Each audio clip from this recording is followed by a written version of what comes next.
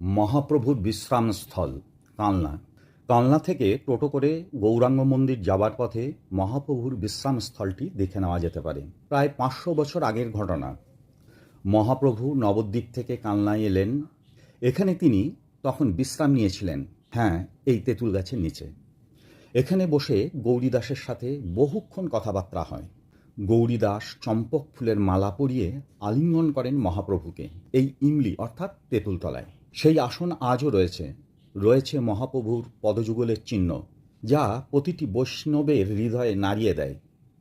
এখন তেঁতুল গাছটি সম্পূর্ণ রক্ষমভাবে বাঁধানো, প্রাচীর দিয়ে ঘেরা। প্রাচীরের গায়ে সিমেন্টের তৈরি মহাপ্রভুর লীলার কিছু ঘটনা ছবির মাধ্যমে দেখানো হয়েছে। শ্রদ্ধেয় বলাই গোস্বামী মহাশয় বললেন, এই মন্দিরের দেখভালের দায়িত্ব তাদেরই। পালি করে দেখাশোনা বংশ পরম্পরায় হয়ে আসছে।